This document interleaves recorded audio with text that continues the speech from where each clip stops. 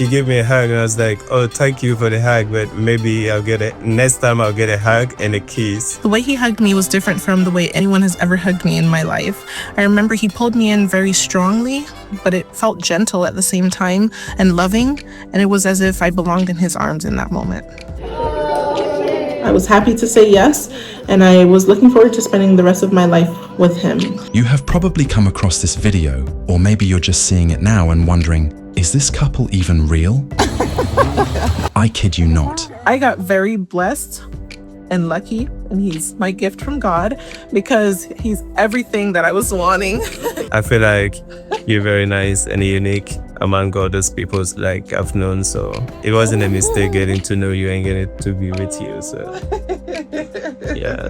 This is one of those beautiful couples that gives you actual goosebumps just watching them. His friends have been telling him he should just find someone to get married to because like he's like getting older and stuff, but he said he doesn't want to just rush into marriage. He has a specific type of person that he's looking for, and then he starts explaining to me like the type of person he's looking for, and I remember thinking, I was like, that description sounds like me. I spent many years wondering who my husband would be and what he would be like. I choose you and only you, now and forever.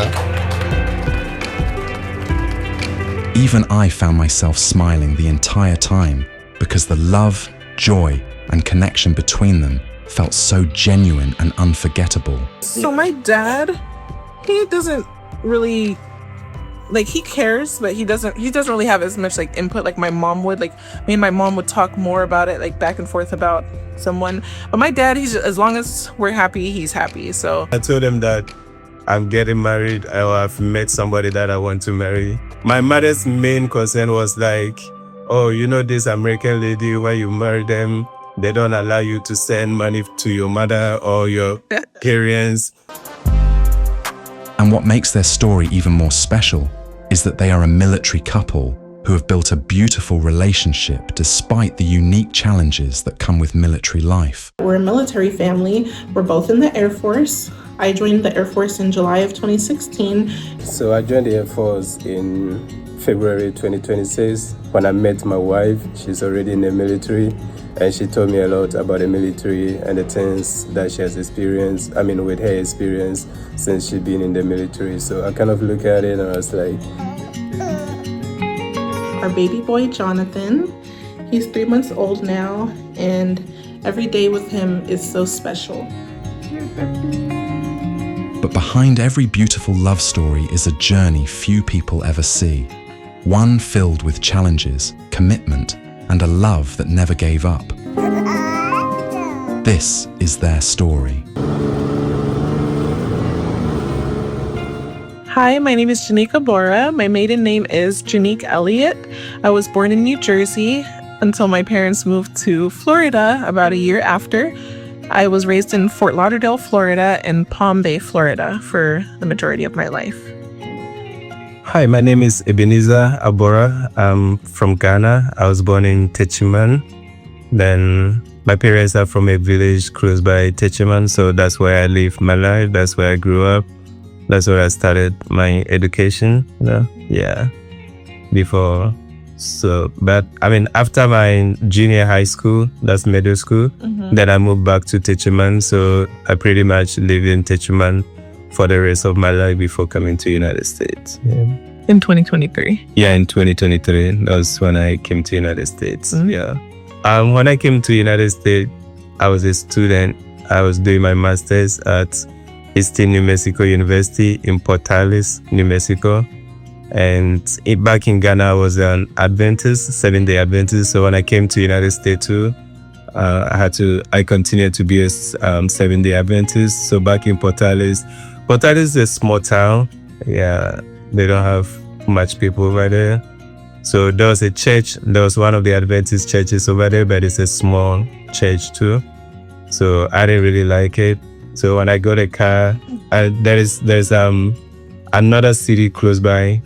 What is that? Clovis. It's like 30 minutes. Yeah, about 30 minutes away. Yeah. So, and there were some people that have already been at Eastern New Mexico who were from Ghana and also Adventists. So they told me about the Clovis church, that, there is another church in Clovis which is a little bigger than the Portales one. So when I got a car, I was like, okay, I'll go there and check that one out. So And that's the church I went to. yeah, and that's where she was. Yes. Yeah. And that's how, that was the day that we end up meeting. So he decided to visit our church on May 18th, 2024. He walked in, and as usual, I was handing out mics to everyone. So I went up to him and I gave him a microphone during Sabbath school, and I said, "Good morning. Here you go, in case you wanted to say anything during the lesson." That's usually what I say to everybody when I give them the microphone. They say you never get a second chance at a first impression. But what happens when one person sees possibility and the other doesn't even notice? The very first moment you laid eyes on each other, what did you see? Yeah, so at the church, like, you know, I was new there, but I saw a young, pretty lady walking around, like, seems to be very active and involved in the church. So I was like, I mean, and since I was Seventh-day Adventist too, I was like, if I should get somebody who's also an Adventist, that would be a perfect match for me. So when I saw her, like, I was like, she'll be a pretty, like, match, very nice match for me. But that was my first time. I didn't know her. I wasn't sure if she's even married or like she's dating or anything. So that was your first impression of me? yeah, I was like, you're pretty, and then you're also active and involved in the chase. So like, Aww. yeah. Good now.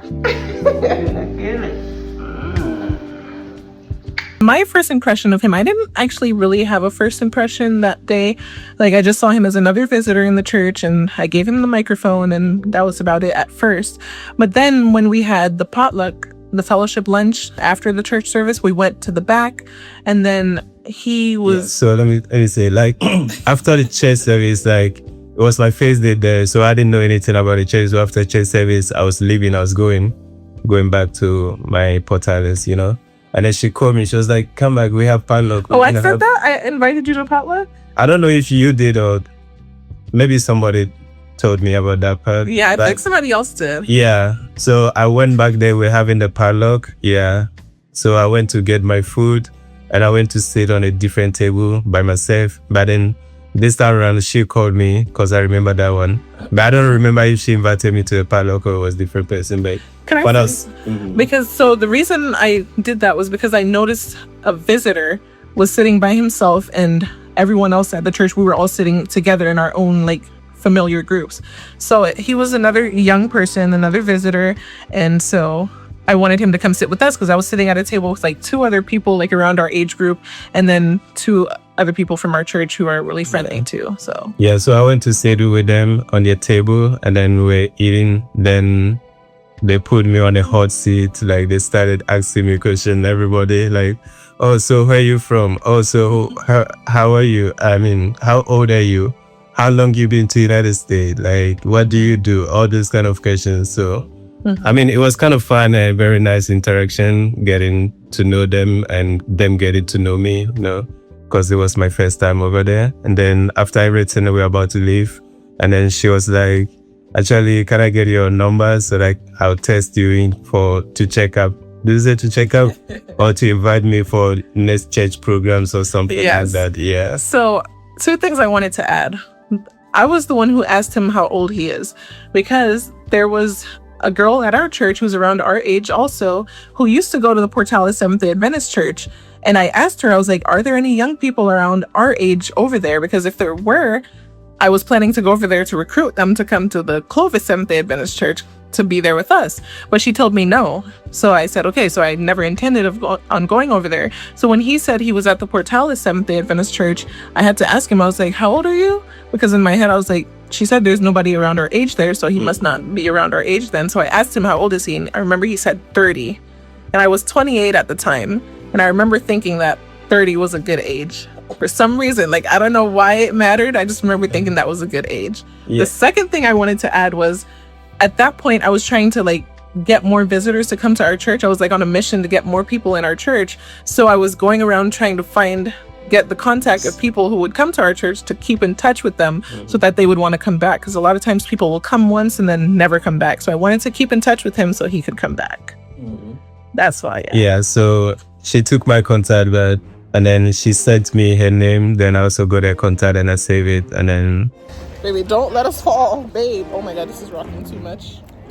A man from Ghana, a woman from New Jersey, a church in New Mexico they both ended up in, on the same path, from different continents, arriving in the same state on the same date, without ever knowing the other existed. You didn't plan this. Nobody set this up. So how exactly did all of this, begin?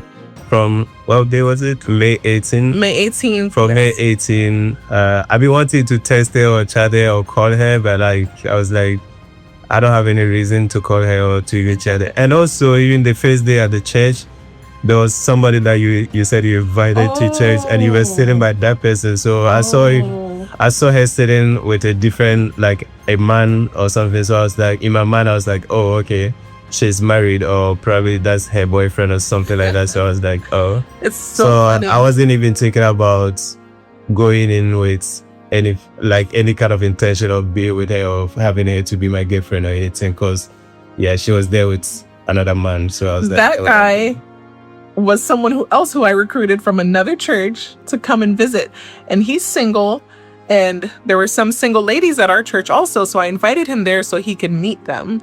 So he was there as a friend, and he's actually 50, was in his 50s. Oh. So I was like, no, it was just a friend.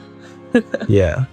So since I got her contact, I've been wanting to call or text her, but I was like, oh, I mean, she's even having a boyfriend or she's married, so there's no point testing or there's nothing. So I didn't test her until like, it was a 13th Sabbath, right? June 29th. That was June 29th? 2024. Yeah, when I sent her like a happy Sabbath. He said, happy 13th Sabbath, dear. Dear. Yeah. I remember that text like so. Okay, yeah. Then we had a small chat on that particular Sabbath day, right? And then it ended, and then we didn't chat again until like 4th of July. Mm-hmm. So when that's on 4th of July? So when he texted me on June 29th and I saw that message come in, I was like, oh snap, like I was supposed to be keeping in contact with him and I completely forgot. So when he sent me the message, we just started talking. It was a great conversation there. But then on July 4th, I felt like that was a good opportunity for me to reach out first, since I felt a little embarrassed that I was supposed to keep in contact and I needed to have done that. So on the 4th of July, I texted him, I said, happy 4th of July. And then he said, oh, happy 4th of July. What are you doing today? Something along those lines. And I was like, oh, I'm just at the Green Acres Park with my friend from church, and we're going to watch the fireworks and all of that. And then he was like, oh, that sounds like fun. I wish I could like go to something like that. And I was like, oh yeah, you should come. And then what did you ask me? I was like, no, I thought you said you were going there because you were not already. No, I was already there. You were already there? I was already there. Okay. Yeah. So I think I asked, are you not going with your husband or something like that? Yeah. He said, is your husband not going to be there? Mm-hmm. So are you not going with your husband? Why you inviting me to come if you're there with your husband? He's referring to the guy that was my friend at the church. Mm-hmm. And I said, my husband? Mm-hmm. Who did you think was my husband? Like I was so confused. I was like, what husband? Then he was like, oh, the guy that was at the church with you. And then I said, that's not my husband. I was like, he's like 50. But yeah. So that was the conversation. Yeah. So then he said he would come. Yeah. So I went from Port Alice to Clovis, and then, yeah. And I actually went with some of my friends too. There we went, and then we went to the Green Acres Park. Mm-hmm. Yeah. We had some fun with the parade, with the fireworks and all those things. It was pretty fun. Then after that, we went to your friend's house. You're skipping the details. So when he arrived, then we were on the phone because it was kind of like last minute that like we decided for him to come, and he had to come all the way over there 30 minutes away. So when he came, like the fireworks were about to start soon. So I was on the phone with him trying to direct him to where I was. That's right? Yeah. Yeah. I was trying to direct him to where I was. I told him, and then he ended up coming. And then when we finally met up, then we walked up and I was like, oh, hi. We walked up, said hi. And then we hugged. You have to mention that part of the story because that hug will never, ever leave my mind. I remember the way he hugged me was different from the way anyone has ever hugged me in my life. I remember he pulled me in very strongly, but it felt gentle at the same time and loving. And it was as if I belonged in his arms in that moment. Then we went to my friend's house. She invited us to more fireworks at her aunt's house. So we went there and I asked him if he wanted to come. Mm-hmm. And then how did you end up riding with me? Yeah. So let me see, how did we start it? Yeah, so I went to have time with a nice pretty lady. But the mistake I did was I went with my friends, and we all went in my car. They don't have a car, so they kind of ride with me. Yeah, carpool with me. So now, and she was the reason why I was going, and now I brought them with me. Now she wanted me to stay longer so that we can have more fun. Yeah. But then my friends, the fireworks is done, so my friends have to go back, and I have to drive them because I'm the driver of the car. Mm-hmm. So, and I did not want to go back right away because I came here for her, and now she wanted me to stay longer. So I have to find a way to stay longer. Aww. And now my friends want to go back. So I went back to my friends and asked them if any of them know how to drive. Yeah, because by then I wasn't sure if any of them can drive or anything. There was one guy that I know, he's been kind of practicing and learning to know how to drive, but I didn't trust him that much. And to go 30 minutes away. To drive 30 minutes from one town to another town. And mind you, it's a 4th of July, fireworks just ended. Mm-hmm. There are a lot of cars in town, a lot of people drinking and other stuff. So it's like, I asked, and then he was like, yeah, I can drive. And I was like, no, bro, I don't trust you in my car, so I'm not giving my key to you. And then there was another lady, like he's kind of older than me and older than us, also from Ghana, right? Mm-hmm. All my friends were from Ghana. We're all from Ghana. Mm-hmm. Yeah, but then she was married with her kids and husband in Ghana, but she came here. But then back in Ghana, she's been driving. She have her own car and stuff. So she says she know how to drive, but the problem is she doesn't have her glasses with her. Oh. But I was like, okay. Since you know how to drive and you've been driving back in Ghana, even driving in Ghana is dangerous than in United States. So I know you can drive, but just be careful. Go within the speed limits. Make sure you don't. Pulled over. Yeah, make sure you don't get pulled over or anything. So I give the key to her, and then she drove them home, and then I got to ride with her, and then I rode with her to go to her friend's house, and then. And I told him I would drop him home. Yeah, and then I was like, if you come, I'll drop you home. So, yeah. Mm-hmm. So then we go over there, and then on the way there, I completely forgot that I did not get gas. Like my gas light comes on when I'm driving there. And so I tell him, I was like, oh, I forgot to get gas, so I'm going to pull over at the gas station and get gas. And he was like, oh, I can buy it for you. I was like, no, it's okay. I can do it. And then he was like, oh, no, I know you could do it yourself, but my mom taught me that special girls deserve special treatment. Mm-hmm. Aww. So he wants to buy it for me. So he bought me gas. So that also stuck in my mind too. I was like, wow, that was good. That was a really good thing. So I couldn't wait to get to my friend's house to tell her what just happened, like how he bought my gas and how he said that phrase to me. Yeah. So we got over there. It was fun. It was really fun. It was like, guys, so you should be learning something. If a lady offer you a ride and she need to buy gas, make sure. Oh, I know, right? You can probably use that line if you want or something too. So we get over there, and then we're both doing fireworks. It's our first time doing fireworks together. Yeah. And that was my first time doing fireworks ever. I've not even done something. Yeah, before. Me too. And then so he had on a white shirt, kind of like he does now, and my friend's husband had a white shirt on, and then her aunt's husband also had a white shirt on. So all three of them were out there doing stuff, and then she was like, oh, look at our three husbands out there with white shirts on. I was like, don't say that is not my husband, because at that time I just thought no, we're just friends. I wasn't into him like that. So yeah, so then the drive home. Yeah, then after the fireworks, that was somewhere around 11 p.m. or something. Yeah, it was pretty late. She had to go drop me home, so we were just two of us in the car driving home, talking, having a good time, and telling her more about me, because she keep asking me questions. Oh, I was. Yeah, you asking me. I don't remember those specific questions at the time. That part. Yeah, but you keep asking me a lot of questions, and I remember we're talking all along there on the way. Yeah, and then when we got home, when we got to my apartment. Babe, you're skipping another detail. It's a short detail. So on the way home, he starts talking about how his friends have been telling him he should just find someone to get married to, because he's getting older and stuff. But he said he doesn't want to just rush into marriage. He has a specific type of person that he's looking for. And then he starts explaining to me the type of person he's looking for. And I remember thinking, I was like, that description sounds like me. Like it literally, everything he was saying sounded just like me. And I was like, wow. But I kind of brushed it off because I wasn't attracted to him like that. Like I wasn't into him like that. We were just friends. So, but yeah. Yeah, that part is really important. Yes, it is. Yeah. Then when we got to my apartment, I got off and I was like, okay, thank you for dropping me or thank you for bringing me. Yeah. And then I was like, hold on. So she got off from her seat. That she come all the way to the other side to hug me. And I was like, oh. You were like, where are you doing? And I was like, to give you a hug. Yeah, I saw her getting off and I was like, wait, where are you going? I was like, then she was like, to give you a hug. Then she gave me a hug and I was like, oh, thank you for the hug, but maybe next time I'll get a hug and a kiss. And I was like, no. No, like to me, like I've never seen that one too before. Like somebody give you a ride, like for instance, like a lady give you a ride and then they get off from their seat to come like give you a hug. I was like, yeah, guys, if the first hug wasn't like how it was, I wouldn't have done that.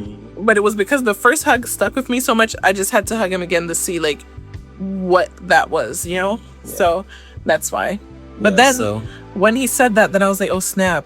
I think I kind of let him on. Like now I think he likes me, but I only want to be friends. But so that was that. But we just became friends. So from then, that's why we started getting more closer, more bonding and spending more time together. Going for arcade, going to bowling. And guys, you think that I was the one who like really liked him because I was the one inviting him everywhere. Like everything we did, I was inviting him to go. Do you want to come here with me? Do you want to come here? Like just go everywhere together. Because he was really fun to be around. I really enjoyed it. And she always wants to be doing something. Yes, even as us now. She's the one always taking us out. I always wanted to hang out with him because he was really fun to be around. I really liked the way that he was athletic like me. Like we were running, racing each other. Then we go for bowling on a beach. Bowling, yes. Like bowling. He actually could give me a challenge in bowling. It was just really fun. Like it was so fun being around him. So yeah. I remember we were in the theater and I was sitting with my leg crossed and my knee was kind of towards him. And I was hoping that he would put his hand on my knee or something, and he eventually ended up doing that. And he was like rubbing my knee. And I remember when he touched my knee, we kind of looked at each other and started smiling. And I guess that gave him the confirmation that it was okay for him to do that. So it was just such a sweet moment in the theater. And then after the movie, we went outside and we were taking pictures together. And then before we left, we hugged. It was like a longer than normal hug, and we were just there hugging. And then right before we let go, he gave me the sweetest and softest kiss right here on my neck. And it wasn't like a sexual kiss or anything. It was just such an innocent, loving kiss. And I just thought it was so sweet of him, and just everything that he's done up until that point. That was the moment when I ended up falling for him. I thought about him for the rest of the night, and I just knew at that moment that he was the one. And I will never forget that moment. When you fall for someone from a completely different world, a different culture, a different country, a different continent, the people who love you most suddenly have a lot of questions. So when you told your families, how did they take it? When I spoke to my parents about her, my parents, they kind of trust my decision and stuff like that. So they don't really question when I say I want to do something. Because, I don't know, basically from the time I was living with them, from the time to the time that I left to go live back in Techiman, most of the things that I do is my decision. Like, going to, back in Ghana, if you're going to high school, you have to choose a program or like a course that you want to go do. I have to select those one. Either you want to do business or you want to do like general arts or science. So I say I will go do science, and they trusted me, like, okay. And then after high school, when I was going to college, I was like, I'm going to be a physician assistant. And they were like, okay. So like most of the things that I tell them, they kind of agree with me. Unless, because I wasn't like a bad guy, so they didn't really have to be hard on me or something like that. And most of the things that I told them was like good things that they agree with. So when I told them that, and mind you, I have like, I like 7 siblings, and all my other siblings, I think as at the time I was about to get married, it was the last 2 of my siblings that have not given birth. You?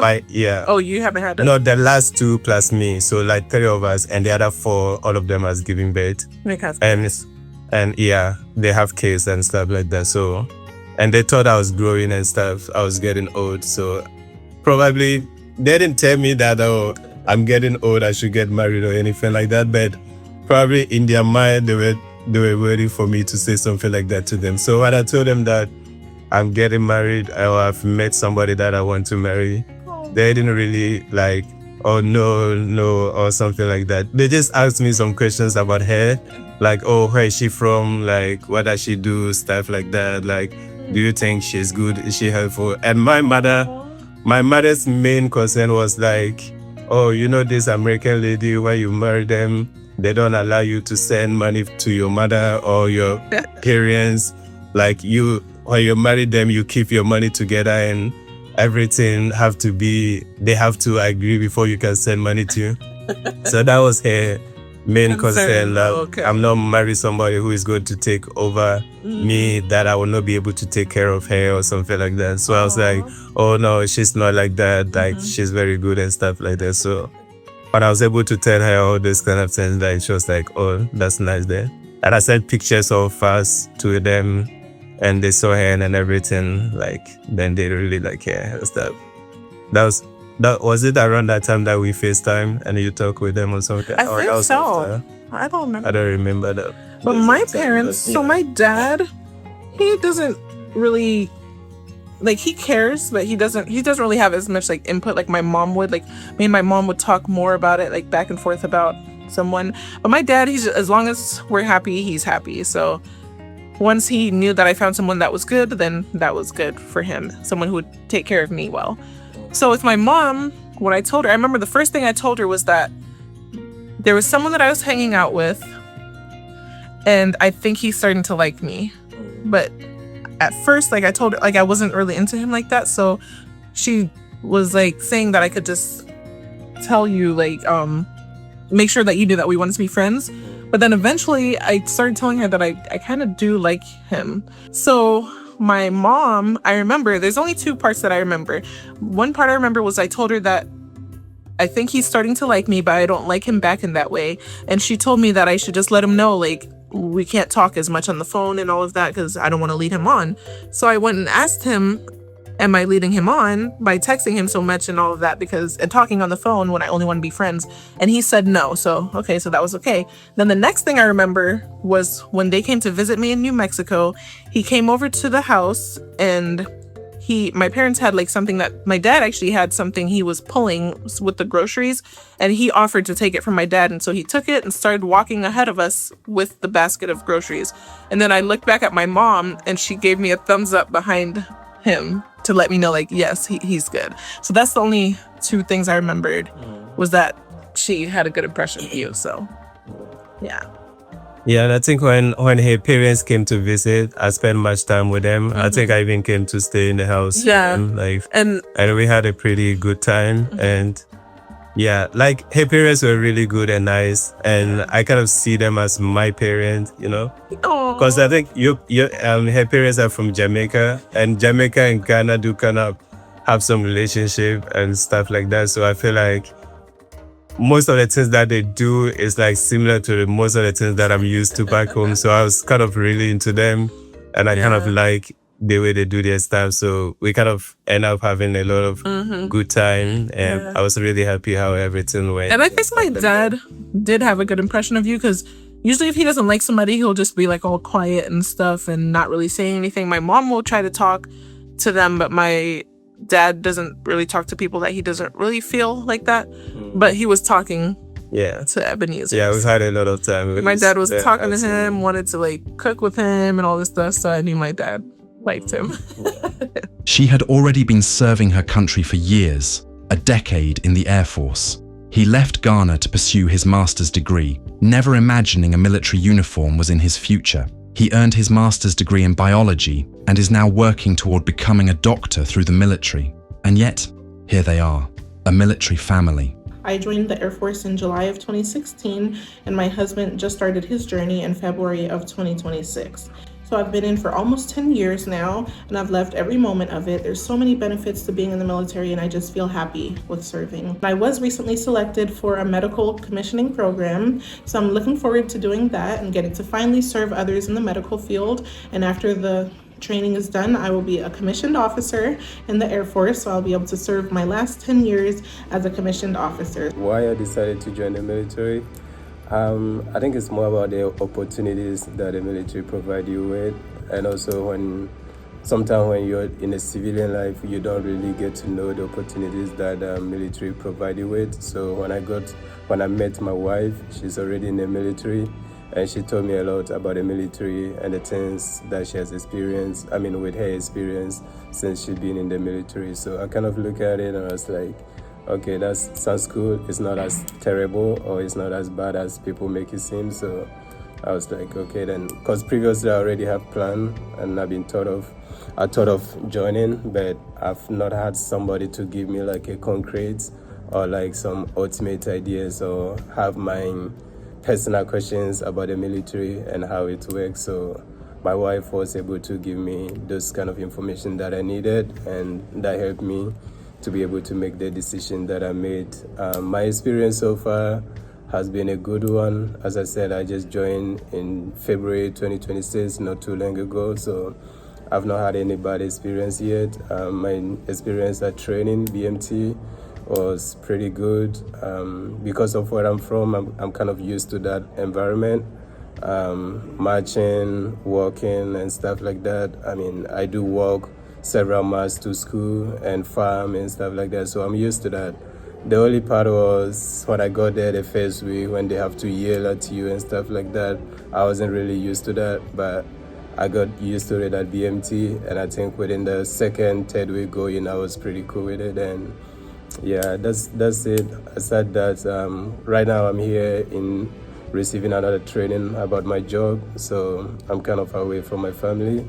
And that's the part I miss most, being away from my family and from home. But it's still like a good environment that I found myself in, studying and trying to do well in my training. And if I get a pass out, to go be with my family. So it's been good so far. My experience so far with the military has been good. So yeah. I think our relationship shows that there's no set amount of time that it needs to take before you get to know that the other person is the one.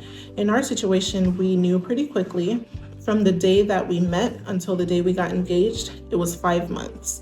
And I feel that I was ready. When he proposed, I was happy to say yes, and I was looking forward to spending the rest of my life with him.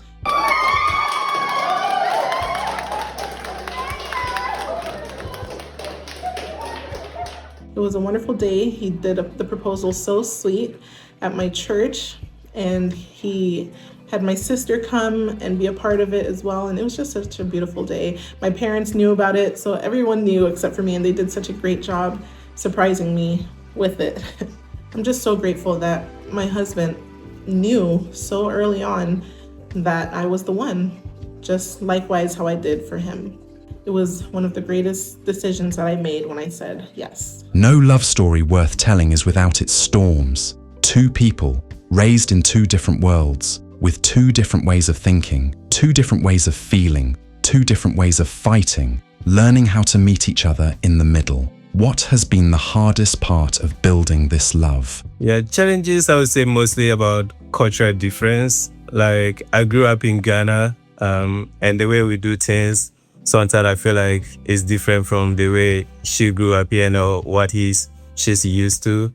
Because sometimes maybe I'll do something that I feel like, oh, it's nothing, but then she would think a different way. Or sometimes she'll do something that I would think like a different, or she'll say something, then I'll take it like in a different way. Because I was like, if you're talking to me like in that particular way, it means something different, because I'm not used to that. But then she's used to that, so she doesn't feel like that's offensive or that should affect me. There's sometimes I would do something that I feel like, oh, this is really minor, that then she would take it on the other side. Then yeah. So I feel like it's the way we see things or the way we view things. Like yeah, I agree with that. Like the way we understand each other is like so different. And one time we had like a little argument, and he told me this whole message about all this stuff like that I said, and like basically what it meant. And I was like, where's he getting all of this from? I was like, that is not what I meant when I said that. That's not what I meant when I said that. And I'm like, wow. That's when I realized we really don't understand each other, what we're trying to say. But we got better with that. Yeah, definitely. That, so. And yeah, another thing I would say on my end, a challenge that we faced is communication, like our conflict resolution styles. Excuse me. So what I realize is in conflict, I feel like he doesn't really like to talk and go back and forth about it. Okay. Yeah, I don't want back and forth. He doesn't like the back and forth, especially if it's hostile. Yeah, if you ask me something and I say it's this, like that's all I have to say. Like, and I like to talk about it, even if like our voices are elevated or something. You still are talking, like you don't just shut down because of that, and he does that. I just stop. Like, that's shutting down, baby. There's no point arguing or going back and forth because I feel like I don't want to get to that level because the more we go in and coming back and forth and then you're getting high, I'm getting high, then I don't like that. No, it doesn't do that. And then what else? What are your challenges? What again? I feel like that's pretty much it. Yeah. So well, yeah. It's mainly the communication and like understanding each other because of the cultural differences. Yeah, mainly that. So I joined the Air Force in February 2026, so probably just a few months ago, not that long. When I was leaving home, our little son, Jonathan, was just 4 days old when I was going for basic training. So that's something like hard for me to do, but it's about military, so we still have to do it. And even though there's some challenges with being a military family, such as right now, my husband and I have to live apart because he's still in training in Texas and we don't live in Texas. So we have to be separated for right now, but we always look forward to the time that we get to reunite with each other. We're looking forward to the day when we are stationed together again, which will be sometime soon, hopefully this year.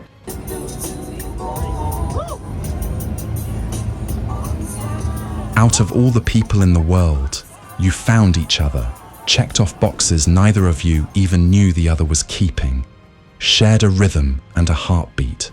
So in your own words, what is it about this love that makes it truly, undeniably yours? I think what makes, on my part, why I think our relationship is unique and special to me is because usually I feel that when people get in a relationship, sometimes you have to let go of some things that you really wanted in a partner because you can't get the whole package of what you're looking for the most part.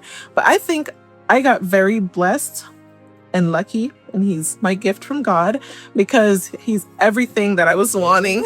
He checked off, if not all of my boxes for what I wanted in a guy. So I feel like that makes it really special for me because I really got lucky to be with someone who has all the qualities of really what I was looking for. Should I name him? I'm just kidding. No, because I even remember that my parents started like praying to God, to send me the right person. The main thing I wanted was someone who was an Adventist. And so they were praying for that, but there was a whole bunch of other things that I wanted too. And they weren't really necessarily praying for that because they were like, you might not get all of that. But I got lucky and blessed to have gotten everything I wanted. So, wow. Yeah. That's good. So I think we have a lot of shared values. Yeah. What about you? What about me? What makes it special and unique? Special? Oh. What makes it special is being with a special person, There's nothing much to talk about. Aww. Like, I feel like you're very nice and unique among all those people like I've known, so yeah. And guys, I feel like it wasn't a mistake getting to know you and getting to be with you, so yeah. Like that. Yeah, guys, and I love too that like he shares like my sense of humor, even though I'm more of the laughy one. I laugh more and stuff, but he definitely shares my sense of humor. And just like we just have so much fun together and we're always laughing, playing. He's playful with me and everything. Like I'm just so blessed. So one of the details of our relationship that I think is so unique is that we both left our respective areas heading towards New Mexico on the same date. I was leaving South Dakota, he was leaving Ghana, and we both headed for New Mexico on January 13th of 2023. And of all the areas in New Mexico that we could have went to, we went to the same area, living only 30 minutes away from each other for a year and a half until God decided that it was time for us to meet each other. From the day that we first hung out on the 4th of July, we spent so much time together after that. We hung out pretty much every day. We went to the movies, we went bowling, we went to the arcade, we went to an amusement park, we just went to the park just to run, we went to play tennis.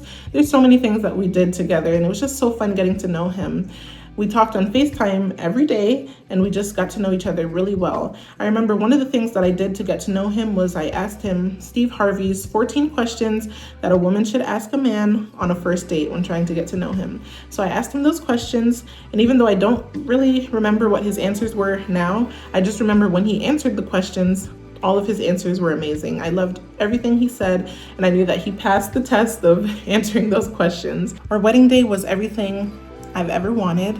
I always dreamed when I was younger that when I got married, it would be at my church that I grew up in at the South Brevard Seventh-day Adventist Church.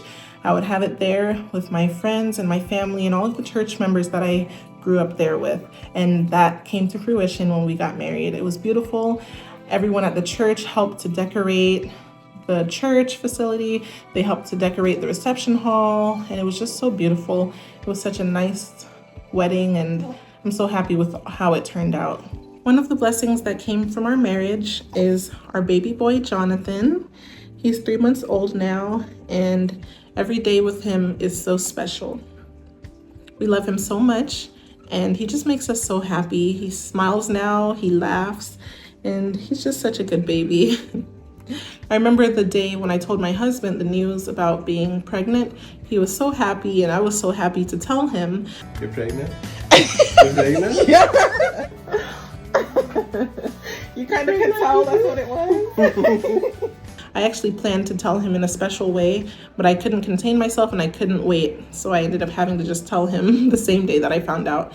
And we've been looking forward to meeting him every day since then. And now he's here. He brings us so much joy, and we are happy to be his parents, and everything we do is to make his life better. For anyone out there who has given up, who has been hurt too many times, who has decided love is a beautiful lie everyone else gets to live but them, what would you say to them? Love do exist. Yeah, so love do exist. If you don't believe in it, then probably you've not found the right person. That's why. But if you do get the right person, love do exist. Yeah. Oh, guys, I don't want to cry, but my advice is just wait and pray about it, and God will deliver. So the reason I say that is because you may have your own timeline of when you feel that you should be married, but that may not be the timeline God has, because he has someone that he has for you. Because I personally, when I was younger, used to say that I would be engaged when I was 24 and married by 25. And I didn't meet him till I was 28. So got married to him at 29. So so just I know what the little advice is, I don't know, like, know yourself and know that the person you're meeting is not just like you. They're also a different person. They grew up in a different home with probably like different things that they've learned. They have their own character, and you have your own character. So when you two come together, it's what you two are going to make it that will be special to both of you. Yeah. So you don't come in with your different mindset, thinking like the other person should just be like you, right? Because it's two different people coming together. So you have to make it work. Yeah. So sometimes you have certain things that you're used to, probably you have to let it go and adapt to a new thing in the relationship so that it can keep going, stuff like that. Yeah. And love is an action. It's not just a feeling. Yeah, it's not just so love is something that you commit to every day. So love is a real thing. It's there. You just have to nurture it and build it and grow. And after the love has set in, it's commitment that keep it going. Yeah, that's because love is not all that keeps it together. Yeah. You keep fighting for each other. So, Aww. Tender. Well, I love telling the story of our journey because it's just so amazing to me. So we wish everyone out there looking for love the best. So it's out there. And then we have our little baby boy. Yeah, we do have a little baby now. He's 3 months old, the little Jonathan. And we just feel so blessed, so happy. So thank you guys for listening to our story. So bye. Today, Ebenezer and Genique Aborah are husband and wife. They are both serving in the United States Air Force, a military family built on faith, on patience, and on a love that crossed oceans to find itself. And welcoming them into this new chapter of life is little Jonathan, 3 months old, already smiling, already laughing, already the greatest thing they've ever done together. To everyone still waiting, still praying, still wondering if their person is out there, they were on the same path before they ever met. So are you. Thank you for watching. This is Trend Pulse. Subscribe, like, join our membership, and let the world know Ebenezer and Genique's love story.